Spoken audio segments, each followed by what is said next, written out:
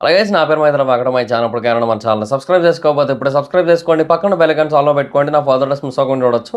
చాలా మంది చూస్తున్నారు కానీ సబ్స్క్రైబ్ చేసుకోవట్లేదు. So please try to subscribe click the bell icon also. So బేసిక్‌గా ఫస్ట్ మ్యాచ్ ఎంఐ ఓడిపోయినప్పుడు ఎంఐ టీమ్ ఎప్పుడు ఇంతే ఫస్ట్ మ్యాచ్ దేవుడికి ఇస్తదన్నారు. బట్ మరి ఈ మ్యాచ్ ఎవరికిచ్చారు మరి దెయ్యానికా? అంటే బేసిక్‌గా ఇలా అనుకునే కొన్ని సీజన్‌లో ఏంటంటే అన్ని మ్యాచ్‌లు ఆల్మోస్ట్ దేవుడికే ఇచ్చారు. సో, అక్కడ కొంచెం ఇబ్బందయింది యాక్చువల్‌గా ఎంఐ టీమ్‌కి. సో, ఈ సీజన్ కూడా అలా కాకూడదని కోరుకుందాం. బట్ కంటిన్యూస్‌గా 2 మ్యాచ్‌లయితే ఓడిపోవడం జరిగింది. సో, ఇంకా వాళ్ళైతే బోణీ కొట్టలేదు. అంటే same like RR and MI ఇప్పుడు ఆ 2 టీములు కూడా ఇంకా బోణీ కొట్టలేదు 2 మ్యాచ్‌లు ఆడిన తర్వాత. సో, డీసీ వాళ్ళు రేపు వాళ్ళు రెండో మ్యాచ్ ఆడుతున్నారు. పంజాబ్ వాళ్ళు వాళ్ళ రెండో మ్యాచ్ ఆడుతున్నారు. కానీ ఆల్రెడీ వాళ్ళిద్దరూ ఒక్కొక్క మ్యాచ్ గెలిచేసున్నారు. సో, వాళ్ళు బోణీ కొట్టేసారు కాబట్టి 2 మ్యాచ్‌లు ఆడిన కంపారిజన్ అయితే రాదు వాళ్ళకి. సో, 2 మ్యాచ్‌లు ఆడిన టీములన్నిట్లోకి ఈ 2 టీములే ఇంకా ఒకటి కూడా బోణీ అయితే కొట్టలేదు. అండ్ ఎంఐకేమో నెక్స్ట్ కేకేఆర్‌తో ఉంది. అండ్ ఆర్ఆర్‌కేమో నెక్స్ట్ సీఎస్‌కేతో ఉంది. సో, నాకు తెలిసి కేకేఆర్ మ్యాచ్‌లో కేకేఆరే గెలుస్తుందనిపిస్తుంది నాకైతే. ఏమో నేను చెప్పినవన్నీ రివర్స్ అవుతున్నాయి. ఇది కూడా అలాగే అయితే ఏమో వేరే విషయం. బట్ అంటే ఈ లాస్ట్ ఇనీషియల్‌గా ఫస్ట్ 6 మ్యాచ్‌లో ఎన్నో బాగా కరెక్ట్‌గా వచ్చినియి. బట్ ఆ తర్వాత నుంచి మారుతా వచ్చింది మొత్తం అంతా. నేను చెప్పింది కాకుండా ఆపోజిట్‌లో జరుగుతుంది. సో, ఏమో ఇది కూడా అలా జరిగితే ఓకే. బట్ నాకైతే ఎంఐ అండ్ కేకేఆర్‌లో కేకేఆర్ గెలుస్తదనిపిస్తుంది. అండ్ ఆర్ఆర్ అండ్ సీఎస్‌కేలో ఆర్ఆర్ గెలుస్తదనిపిస్తుంది నాకు. అంటే అక్కడ ఆర్ఆర్ బోణీ కొడతదేమో అనిపిస్తుంది. సో, ఎంఐ బోణీ కొట్టేది నాకు తెలిసి ఎల్ఎస్‌జీ మీద అనిపిస్తోంది నాకు. సో, లెట్స్ సీ చూద్దాం. సో, ఇంకా ఈ మ్యాచ్ అయితే మాత్రం నాకు అంటే ఎక్కడా కూడా గెలవడానికి ఇంట్రెస్ట్ లేనట్టు ఆడినట్టే అనిపిచ్చింది. And at the same time వీళ్ళ బౌలింగ్ చాలా అంటే చాలా ఇంప్రెసివ్‌గా అనిపిచ్చింది. ఎవరిది జీటీ టీమ్‌ది. And Shubman Gill captaincy levels కూడా బాగున్నాయి యాక్చువల్‌గా. అంటే చాలా బాగా ఆలోచిస్తున్నాడు. అండ్ బ్యాట్స్‌మన్స్‌కి తగ్గట్టుగా ఫీల్డింగ్ అండ్ బౌలింగ్ రెండిట్లోని కూడా అగ్రెసివ్ చేంజెస్ చేస్తున్నాడు. ఇమ్మీడియేట్‌గా ఇంపాక్ట్ ఇచ్చే కైండ్ ఆఫ్ చేంజెస్ తీసుకొస్తున్నాడు. అవన్నీ కూడా బాగా అనిపిస్తున్నాయన్నమాట. సో, గిల్ క్యాప్టెన్సీ యాక్చువల్‌గా బావుంది. సో, హార్దిక్ ఉన్నప్పుడు హార్దిక్ జీటీకి క్యాప్టెన్‌గా ఉన్నాడు 2 సీజన్స్. ఆ తర్వాత హార్దిక్ వచ్చేసాక గదా! గిల్ క్యాప్టెన్ అయింది దానికి. So, nice. ఆ క్యాప్టెన్సీ అయితే బానే ఉంటుంది. నాకైతే జీటీ నుంచి శుభ్మన్ గిల్ నుంచి మంచి క్యాప్టెన్సీ అయితే కనబడుతుంది నాకు. అండ్ ఆఫ్‌కోర్స్ వాళ్ళ బౌలర్స్, వాళ్ళ టీము, ఆ టీమ్ యొక్క స్ట్రెంత్ మొత్తం అంతా కూడా వెరీ ఎక్స్ట్రార్డినరీ అని కూడా చెప్పొచ్చు. సో, అలాగా అన్నీ కూడా కలిసొస్తున్నాయి. సో, అట్లా కలిసి రావడం అనేది కూడా కొన్ని కొన్ని సార్లు బెస్ట్ పార్ట్ యాక్చువల్‌గా. Very rare. ఒక టీమ్‌లో అన్ని ఫ్యాక్టర్స్ పర్ఫెక్ట్‌గా కుదరడం అనేది. సో, నాకెందుకో ఈ సీజన్‌లో ఆర్‌సీబీ అండ్ ఈ జీటీ ఈ 2 టీములు కూడా అలా చాలా పర్ఫెక్ట్‌గా కుదిరిన ఫీలింగ్ అయితే వస్తుందనమాట. అంటే బౌలింగ్ యూనిట్ చాలా బెటర్‌గా పెర్ఫార్మ్ చేస్తోంది. రైట్ సిట్యుయేషన్స్‌లో, రైట్ కండిషన్స్‌లో పెర్ఫార్మ్ చేస్తోంది. సో, అది మెయిన్ ఇంపార్టెంట్ థింగ్ అదే గదా! ఏ టీమ్‌కైనా సరే. ఆల్ రౌండ్ పెర్ఫార్మన్స్ అనేది ఎప్పుడైనా ఇంపార్టెంట్. అండ్ అది జరుగుతోంది వీళ్ళ దగ్గర. సో, అది నాకు అనిపిస్తోంది. సో, బేసిక్‌గా ఓడిపోయింది ఎంఐ అయితే 36 రన్స్ డిఫరెన్స్‌తో ఓడిపోయింది. ఇంకా తక్కువే కొడతారనుకున్నాను. లాస్ట్‌లో వీళ్ళిద్దరేమో కొంచెం మెరుపులు మెరిపిచ్చారు గదా! శాంట్నరును, నమందీర్. అందువల్ల ఏదో కొంచెం ఆ మాత్రమైనా స్కోర్ ఎళ్ళింది గానీ, గౌరవప్రదమైన స్కోరు. లేదంటే ఆ మాత్రం కూడా ఎళ్తదనుకోలేదు నేనైతే మాత్రం. సో, ఏమంటే ఎంఐ అనేది ఒకప్పుడు చాలా స్ట్రాంగ్ టీము. లాస్ట్ సీజన్ ఏంటంటే, ఎంఐ ఫ్యాన్సే ఎంఐ ఓడిపోవాలని కోరుకున్నారులెండి. అది వేరే విషయం. లాస్ట్ సీజన్ అంటే at that time people didn't like Hardik Pandya. So, తనకేంటంటే అరే! రోహిత్ నుంచి లాక్కున్నాడనే ఫీలింగ్ ఉండడం. తర్వాత రోహిత్ శర్మని మధ్య మధ్యలో ఆ బౌండరీ లైన్ దగ్గర ఫీల్డింగ్ పెట్టినప్పుడు ఒకటి సీన్ కొంతమందికి అది నచ్చలేదు. అట్లా చెప్పిన విధానం ఇవన్నీ గూడా. సో, అప్పుడు కొంతమంది హేట్ చేశారనమాట హార్దిక్ పాండ్యాని. అబ్బా! సో, ఆ తర్వాత హ్మ్, హార్దిక్ పాండ్యా టీ20 వరల్డ్ కప్ గెలవడంలో మంచి ఇంపార్టెంట్ రోల్ ప్లే చేయడం. అండ్ ఆ తర్వాత ఇప్పుడు ఛాంపియన్‌షిప్ ట్రోఫీ గెలవడంలో కూడా మంచి ఇంపార్టెంట్ రోల్ ప్లే చేయడం. ఐసీసీ ఈవెంట్స్‌లో తను ఉన్నాడంటే ఇంక డెఫినిట్‌గా గెలుస్తారు అనే ఫీలింగ్ రావడం. ఇవన్నీ కూడా జరిగినాయి కాబట్టి ఆబ్వియస్‌లీ హార్దిక్ పాండ్యా ఇప్పుడు right now very very positive player. So, అది సిట్యుయేషన్ ఉంది. బట్ స్టిల్ అదే దశ కంటిన్యూ అవుతున్నట్టుంది మరి. ఏమో మరి ఇక. అంటే హార్దిక్ నుంచి కూడా నేను బెటర్ పర్ఫార్మెన్స్ చూడలా. రోహిత్ శర్మ 2 మ్యాచ్‌లు కలిపి 8 రన్‌లు కొట్టాడు. అది ఆ 8 కూడా ఈ మ్యాచ్‌లోనే కొట్టాడు. సో, హార్దిక్ అంటే మేబీ హార్దిక్ కాదు. రోహిత్ శర్మ సరే ఐపీఎల్‌లో ఆడట్లేదు. ఓకే. అండ్ దీనిని బట్టి మనం ఒక ఎస్టిమేషన్ యేసుకుంటేనేమో మళ్ళీ మెయిన్ టోర్నమెంట్స్‌లో అదరగొట్టేస్తుంటాడు. సో, అదంతా ఉంది గదా! సో, ఆ రోహిత్ శర్మను వీటిని బట్టి అండర్ ఎస్టిమేట్ చేయకూడదు. బట్ డెఫినిట్‌గా టీమ్‌కి ఎంతో కొంత హెల్ప్ అయితే చెయ్యాలి. అండ్ ఎస్పెషల్లీ రోహిత్ లాంటి ఒక ఎక్స్‌ప్లోజివ్ అండ్ డామినెంట్ ప్లేయర్ నుంచి ఎక్కువ ఎక్స్‌పెక్టేషన్స్ ఉంటాయి ఆబ్వియస్‌లీ. సో, అది మిస్ అవుతోంది. లాస్ట్ మ్యాచ్ అలాగే సీఎస్‌కేతో మ్యాచ్‌లో కూడా 0కి ఔట్ అయిపోయాడు 4 బాల్స్‌లో. ఈ మ్యాచ్ కూడా 4 బాల్సే. సో, మొత్తం కలిపి రోహిత్ శర్మ ఆడింది కూడా 8 బాల్లే ఈ 2 మ్యాచ్‌లు కలిపి.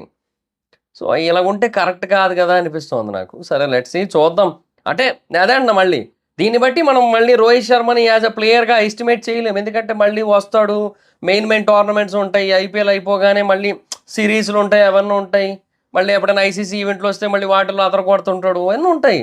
వాటన్నిటిలోని కూడా నెక్స్ట్ లెవెల్ పర్ఫార్మెన్స్ ఉంటది. ఈ ఐపీఎల్‌లో లాస్ట్ సీజన్ కూడా అంతే పర్ఫెక్ట్‌గా ఆడలేదు యాక్చువల్‌గా. సో, అప్పుడు అదే కొన్ని మీమ్స్ చూసాను నేను యాక్చువల్‌గా. అంటే ఈ ఐపీఎల్‌ని ట్రైనింగ్ సెషన్ లాగా, ప్రాక్టీస్ సెషన్‌లా వాడుకొని టోర్నమెంట్స్ గెలుస్తున్నాడని చెప్పి మీమ్స్ వచ్చినియి. సో, బట్ ఏమో ఐపీఎల్‌లో కూడా ఆడితే బాగుండనిపిస్తుంది. అంతే అంతకు మించి ఇంకేటి లేదు. సరే ఒకసారి చూద్దాం. వీళ్ళు ఎందుకు ఓడిపోయారు? వాళ్ళు ఎట్లా గెలిచారు? ఇవన్నీ కూడా కొంచెం డీటెయిల్‌గా డిస్కస్ చేద్దాం. So, first of all toss అయితే ముంబైయే గెలిచింది. టాస్ గెలిచి బౌలింగ్ ఎంచుకున్నారు. నాకు అర్థం కావట్లా. ఈ ఐపీఎల్‌లో నేను నోటీస్ చేసిందేంటంటే, టాస్ గెలిచి బ్యాటింగ్ తీసేసుకోవడమే బెస్ట్ ఆప్షన్. ఎందుకంటే డ్యూ ఫ్యాక్టర్‌ని అసలు కన్సిడర్ చెయ్యకూడదు. ఎందుకంటే ఈడు వర్కౌట్ కాట్లా. అసలు ఆ డ్యూ ఫ్యాక్టర్ అనేది అసలు మాక్సిమం ఎక్కడా కూడా వస్తున్న ఫీలింగే లేదసలు ఆ డ్యూ. సో, ఏమో అంటే మేబీ కొన్ని కొన్ని మ్యాచుల్లో అండ్ ఫర్దర్‌గా వచ్చే మ్యాచుల్లో ఏమైనా ఇంపాక్ట్ ఉంటదేమో గానీ డ్యూ వల్ల ఇప్పటికైతే లేదు. బేసిక్‌గా వీళ్ళు టాస్ గెలిచినప్పుడు బౌలింగ్ తీసుకోవడం కూడా అదే రీజన్ యాక్చువల్‌గా. డ్యూని కన్సిడర్ చేసే తీసుకున్నారు. But no use. డ్యూ రాలే.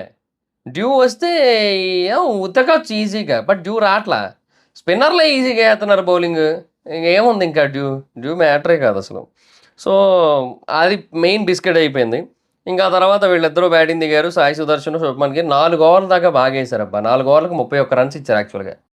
అంతే. ఆ తర్వాత 2 ఓవర్లు ఆపలేకపోయారు. ముజీబుర్ రెహమాన్‌కి ఒక ఓవర్ ఇచ్చారు. తర్వాత దీపక్ చాహర్‌కి ఒక ఓవర్ ఇచ్చారు. ఈ 2 ఓవర్లు గట్టిగా ఎళ్ళిపోయినాయి. ఆ 2 ఓవర్లు కొంచెం బెటర్‌గా ఆపుంటే మేబీ సిట్యుయేషన్ వేరేలా ఉందేమో. బట్ వీళ్ళ దరిద్రం అంతే. ముజీబ్ దాంట్లో 15 రన్స్, దీపక్ దాంట్లో 20 రన్స్ వచ్చినియి. దాంట్లో ఏమైంది ఒక సింగిల్ రన్ రావాల్సిన చోట ఓవర్ త్రో చేసి 5 రన్‌లు ఇచ్చారు. ఒక వైడు, ఒక 6, ఒక 4 అన్నీ పడినియిలెండి ఇంక అలాగా. సో, ఆ తర్వాత మళ్ళీ ఒక 3 ఓవర్లు బానే కంట్రోల్ చేశారనుకుంటే, ఇంక మళ్ళీ ఆ తర్వాత నుంచి మళ్ళీ విజృంభణ స్టార్టు. ఇంకా 16వ ఓవర్ నుంచి ఇంకా 6లు ఎళ్తున్నాయి. 16 ఓవర్‌లో 11 రన్‌లు, 17 ఓవర్‌లో 19 రన్‌లు, 18 ఓవర్‌లో 9. ఆ తర్వాత ఓవర్ 7, ఆ తర్వాత ఓవర్ 10 వచ్చినా కూడా still they got a very good score. అంటే వాళ్ళకి స్కోర్ బెటర్‌గా వచ్చేసింది. ఇప్పుడు ఇనీషియల్‌గా మీరు నోటీస్ చేస్తే శుభ్మన్ గిల్ ఫస్ట్‌లో కొంచెం బాగా ఆడాడు. తర్వాత కొంచెం స్లో తగ్గినా కూడా ఆ తర్వాత ఇంకా వచ్చిన వాళ్ళందరూ కూడా ఆడుతూ వచ్చారు బానే. జాస్ బట్లర్‌ది ఒకటి క్యాచ్ డ్రాప్ అయింది గదా! సో, ఇంకా ఆ తర్వాత ఇంకా జాస్ బట్లర్ కూడా బాగా ఆడుతూ వచ్చాడు. సో, బేసిక్‌గా మొదటి ముగ్గురు టాప్ 3 బ్యాట్స్‌మన్స్ కూడా బాగా ఆడారు యాక్చువల్‌గా. వాళ్ళ స్ట్రైక్ రేట్స్ మరీ ఎక్స్‌ప్లోజివ్ స్ట్రైక్ రేట్స్ అంటే 200, 250 స్ట్రైక్ రేట్లు లేకపోయినప్పటికీ కూడా 24 balls 39 runs, 27 balls 38 runs, 41 balls 63 runs ఇలాగే కొట్టారు. వీళ్ళ దరిద్రం ఏందంటే ఎవరిది ముంబై టీమ్‌ది 14 వైడ్‌లేశారు. 14 వైడ్‌లంటే 14 బాల్లు ఎక్స్‌ట్రా కదా! అది కాక మళ్ళీ 14 రన్స్ కూడా ఎక్స్‌ట్రా. సో, దీనివల్ల ఏమైంది స్లో ఓవర్ రేట్ పడింది. సో, మీకు ఈ మ్యాచ్ చాలా సేపు అయింది యాక్చువల్‌గా. ఇప్పటివరకు అయిన మ్యాచ్‌లన్నిట్లోకి ఇదే స్లోయెస్ట్ మ్యాచ్ నాకు తెలిసి. 4 అవర్స్ అయింది ఈ మ్యాచ్. 4 అవర్స్ పైనే అయింది ఇంకా. సో, అందుకే లాస్ట్ ఓవర్‌కి ఓన్లీ 4 ఫీల్డర్స్‌కే పర్మిషన్ ఇచ్చారు. అండ్ ఆ తర్వాత రోజర్‌ఫోర్డ్ ఒకడు 11 బాల్లు 18 రన్‌లు కొట్టాడు 2 సిక్సులతో. సో, రబాడా ఒక 6 ఏసాడు. వచ్చిన తర్వాత రషీద్ ఖాన్ ఒక 6 ఏసాడు. ఇంకంతే. సో, ఇలాగ బేసిక్‌గా నడిసొచ్చింది. రాహుల్ టివాటియా అసలు నాకేమనిపించిందంటే, ఆ మనిషికి దరిద్రం పాము పగబట్టినట్టు పగబట్టి వెంటాడుతుందేమో అనిపించింది నాకెందుకో. అంటే మీరు నోటీస్ చేస్తే లాస్ట్ మ్యాచ్‌లో కూడా అలాగే ఔట్ అయ్యాడు. ఈ మ్యాచ్‌లో కూడా అదే పరిస్థితి. దరిద్రం మామూలుగా ఎంటాడట్లేదుగా అనిపించింది నాకైతే మాత్రం రాహుల్ టివాటియాని. అంటే పాపం అనిపిస్తుంటది కదా! అప్పుడప్పుడు.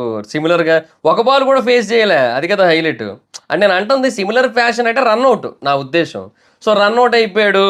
అండ్ దరిద్రం వెంటాడుతుంది. ఒక్క బాల్ కూడా ఆడలేదు. సో, ఇంకేం చెప్తారు చెప్పండి ఇంకా. సో, అది పరిస్థితి. ఆ! ఇంకా హార్దిక్ పాండ్యా రన్‌ఔట్ చేసేసాడు. సో, సిట్యుయేషన్స్ అనుకూలించలే. ఇంకా ఆ తర్వాత బాల్‌కే రదర్‌ఫోర్డ్ కూడా ఔట్ అయిపోయాడు. సో, చాహర్ బేసిక్‌గా కొంచెం ఎక్కువ రన్సే ఇచ్చుకున్నాడు. చాహర్ అనే కాదు, ఆల్మోస్ట్ చాలామంది బౌలర్స్ ఎక్కువ రన్సే ఇచ్చారు. ఒకరిద్దరు బౌలర్స్ మాత్రమే బాగానే కంట్రోల్ చేశారు. హార్దిక్ పాండ్యా బౌలింగ్ చేశాడు. 4 ఓవర్స్‌కి 29 రన్స్ ఇచ్చి 2 వికెట్స్ తీశాడు. బౌల్డ్ 34, చాహర్ 39 మరి ఎక్కువే ఇచ్చాడు. Mujeeb 2 overs 28, Santner 3 overs 25, Satyanarayana Raju మనోడే తెలుగుడు. 3 ఓవర్లకి 40 రన్లు ఇచ్చి 1 వికెట్ తీశాడు. సో, గట్టిగానే సమర్పించుకున్నాడు. అది ఇంక ఏం చేయలేము ఇంకా. సో, అదే నేనంటుందేంటంటే, బౌలింగ్ యూనిట్ కూడా కొంచెం వీక్‌గానే ఉందనిపిస్తోంది నాకెందుకో. అంటే బౌల్ట్ మంచి బౌలరేనబ్బా! ఓకే. పాండ్యా మంచి బౌలరే. శాంట్నర్ కూడా okay decent. But Mujeebur Rahman నుంచి వాళ్ళు ఎక్స్‌పెక్ట్ చేసిన కైండ్ ఆఫ్ పెర్ఫార్మెన్స్ రావట్లేదో లేదా వీళ్ళు సరిగ్గా వాడట్లేదో. ఇప్పుడు లెఫ్ట్ హ్యాండ్ బ్యాట్స్‌మన్స్ వచ్చినప్పుడు వాడి అట్లా ఏమో మరిగ ప్రాపర్‌గా యుటిలైజ్ చేసుకోవట్లేదేమో అని కూడా అనిపిస్తోంది. సో, అది మరి సిట్యుయేషన్. సో, వీళ్ళ బౌలింగు వీక్‌గానే ఉంది. అండ్ వాళ్ళ బ్యాటింగు కొంచెం స్ట్రాంగ్‌గానే ఉంది. సో, ఆటోమేటిక్‌గా ఇంకా దానివల్ల అట్లా మొత్తం వాళ్ళైతే 196 రన్స్ అయితే స్కోర్ చేశారు. సో, చాలా బెటర్ స్కోర్. ఆ కామెంటేటర్లు అప్పుడే చెప్పేస్తున్నారు. Super score అదిరిపోద్ది. ఇంకేట్లేదు ఈళ్ళు గెలిచినట్టే ఆల్మోస్ట్. ఇది నెక్స్ట్ లెవెల్ స్కోర్ ఇది. డ్యూ రాలేదు. సో, ఈజీగా గెలిచేస్తారు ఈళ్ళని వాళ్ళు ముందు నుంచి చెప్తూనే ఉన్నారు. సో, ఇంకా ఆల్మోస్ట్ నేను కూడా అదే ఫిక్స్ అయిపోయాను. ఏమో మాక్సిమం ఈళ్ళంతలా చెప్తున్నారంటే అర్థమైపోతుంది ఇదే రైట్ అయ్యి ఉండొచ్చులే అని అదే జరిగింది. సో, ఇంక రోహిత్ శర్మ ఫస్ట్ ఓవర్‌లోనే గాను 2 ఫోర్లు కొట్టాడు. నెక్స్ట్ బాల్‌కి గాను. ఇంకా తర్వాత రెకెల్టన్ తనేమో 6 రన్స్ కొట్టాడు. తిలక్ వర్మ ఇనీషియల్‌గా బాగా ఆడాడు. ఒక ఓవర్‌లో బాగా కొట్టాడు. బట్ ఇంకా తర్వాత నుంచి స్లో అయిపోయాడు. సూర్యకుమార్ యాదవ్ అప్పుడప్పుడు తన స్టైల్ షాట్స్ ఏవో ఆడుతున్నాడు. ఏదో కదిలిస్తున్నారు స్కోరు. తిలక్ వర్మ కొంచెం ట్రై చేశాడు షాట్ కోసం. ఇంకా ముందుకు తీసుకెళ్ళాలి కదా స్కోర్‌ని అని చెప్పి. ఎందుకంటే అప్పటికే అరౌండ్ 12 ఉంది రిక్వైర్డ్ రన్ రేటు. సో, ఇంకా ఆ టైంలో ఇంక ఆడకపోతే కష్టం అని చెప్పి ట్రై చేశాడు. అవుట్ అయిపోయాడు. సో, 36 బాల్ 39 అంటే చాలా తక్కువే.